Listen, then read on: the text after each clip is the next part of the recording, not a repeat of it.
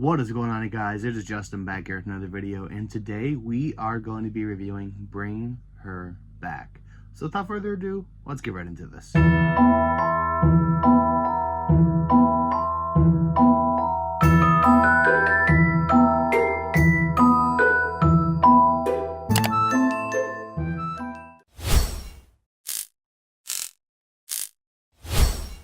Alright, you guys, so Bring Her Back is the newest movie from the Philipou Brothers. Obviously, they have the channel Raka Raka, and they have made the movie Talk to Me.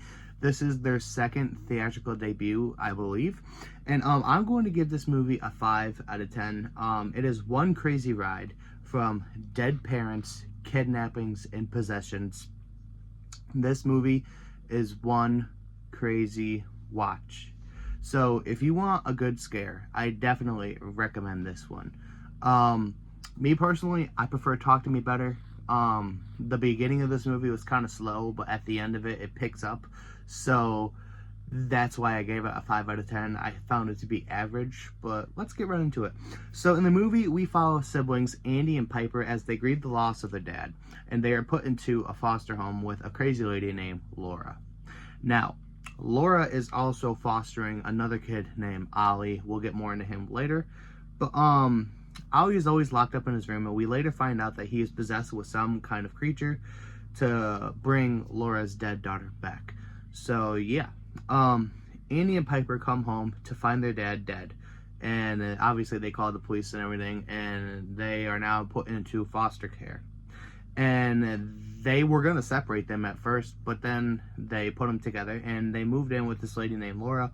We do find out that Andy has 4 more months until he turns 18, so when Laura finds out that he is going to be applying for guardianship, she does not like that. So she turns crazy, but not real quick. I love the character development in it. You think Laura is this nice, sweet lady, but then throughout the movie, you really find out. But Laura has a special attachment to Piper because she is blind. So was Laura's late daughter, Kathy. We also find out that Laura fosters a mute boy named Ollie. After Laura takes Andy and Piper to their father's funeral, that's when everything starts going downhill.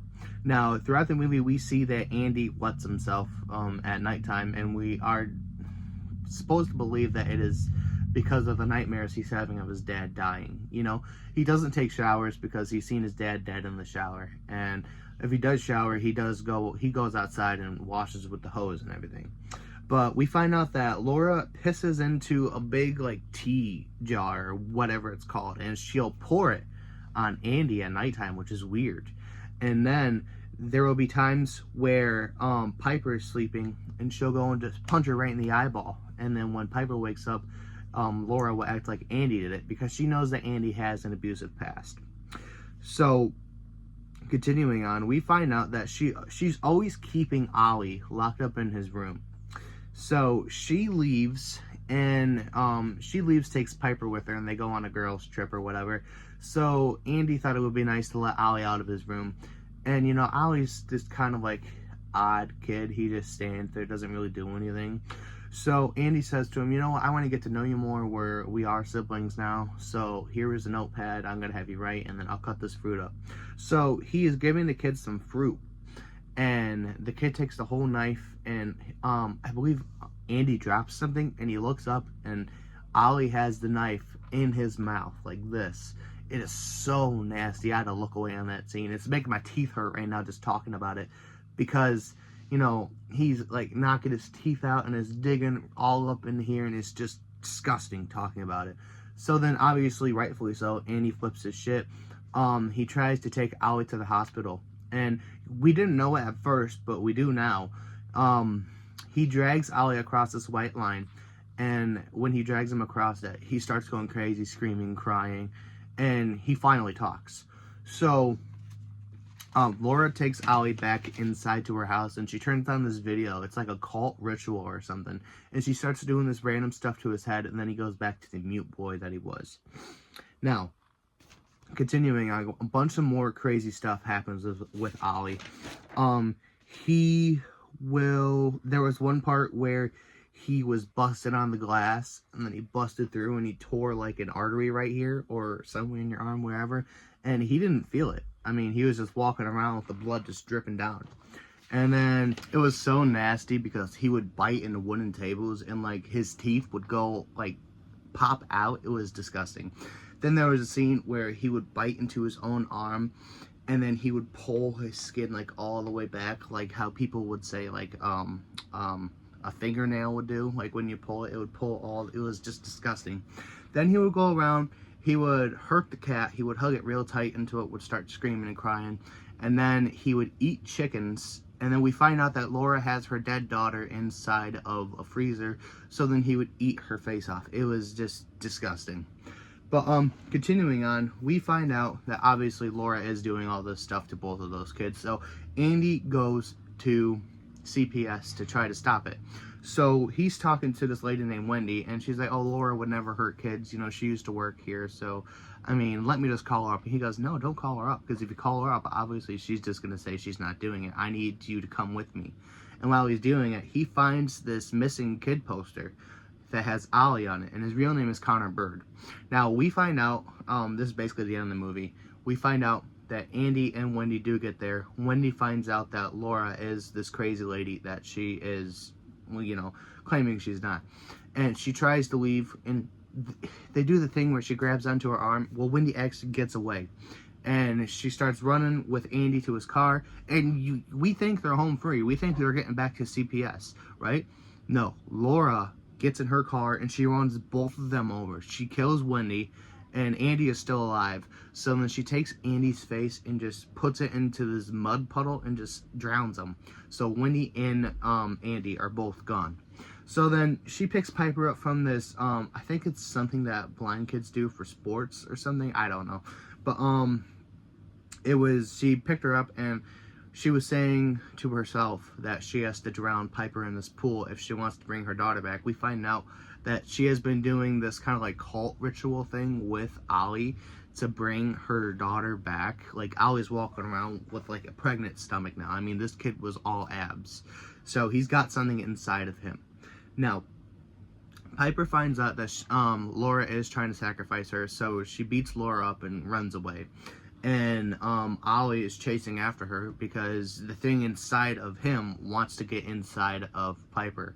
So then like we said earlier, he obviously can't go out of that white line, but I think it was Ollie inside because he seen his missing poster that Andy brought, and he was like, oh shit, that's me. So he goes outside of that white line and he starts screaming and shaking like he did. And we could go back to him, and he doesn't have that bump anymore. He's just his regular old self. So I believe it killed the demon inside of him. But yeah, the movie ends with Piper in a car with some people that she got away with. And in the movie, they would talk about how when people pass, the planes that go by as their spirit going on to heaven or something like that. But we see Piper look at another plane, and obviously she believes that's Andy going to heaven. And then the movie ends with Laura laying in the pool with her dead daughter and the police finding her. So this movie was insane. I liked it. Me personally, I prefer Talk to Me better just because it, you know, this movie kept my attention, but Talk to Me was a little bit more scarier. This movie didn't get scary until like the end, but you really did feel for the kids in it. But yeah, I would love to know what you guys thought about this movie down in the comments below, and let's get into the movie trivia. Alright, you guys, like I said, we are going to get into some horror movie trivia. So without further ado, let's get right into this. And this is going to be trivia for Bring Her Back. Now, starting off, Sarah Wong, aka Piper, had zero experience acting professionally before she was cast in the film. Her mom came across a casting call on Facebook looking for a visually impaired girl.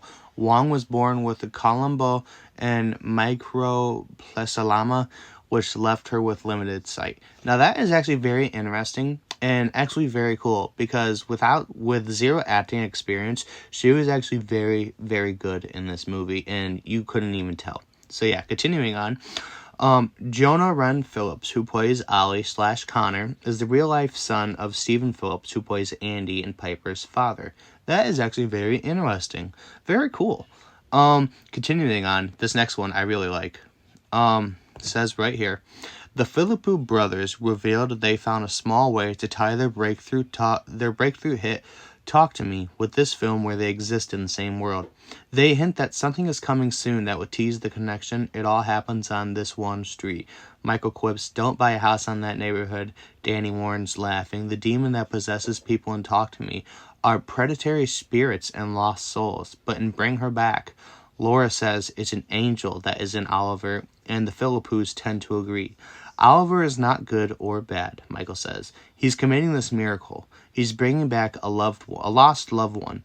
Also, he's not there with evil intentions, Danny adds. He's like a genie in a bottle. You rub the lamp and he's going to come out.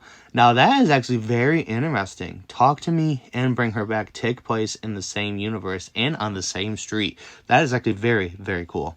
And finally, this one is a long one, so please bear with me. It says, when a possessed Oliver grabs a butcher's knife and tries to eat it, leaving his mouth a bloody, scraggly, toothed disaster. In that sequence, a rubber knife was used with the fake head model. Afterwards, he bites a chunk of the kitchen countertop, taking out huge pieces of what's left with his teeth. The filmmakers let the Phillips go to town on a super soft, custom-made balsa wood laced with chocolate. Michael Philippou said that the only traumatic part of the sequence was watching his brother enhance the sound effects by actually biting objects in the sound design. Danny was actually chewing on a knife. He's like, it's got to be real. And the table, he was biting the table. It was one of those things, you hear the sound effect and you're like, that was a real sound effect, Danny recalled. I was like, yeah, give me the knife. The Philippou had on-set coaches for the child actors to help them navigate the more emotional scenes, and Jonah Ray Phillips' parents, both actors themselves, were also present to work with him. Now that is very, very cool. I love going through horror movie trivia, and I also love going through behind the scenes, seeing how they get it done and stuff like that. So I can't wait to see how they did that. Alright, you guys, and that was it for my Bring Her Back movie review. I really hope you guys enjoyed it. And if you guys did see it, let me know what you think about it down in the comments below. But as always, you guys, stay groovy, stay safe, keep your people safe. Remember, God is good all the time. It has been Justin, and I'm out. Peace.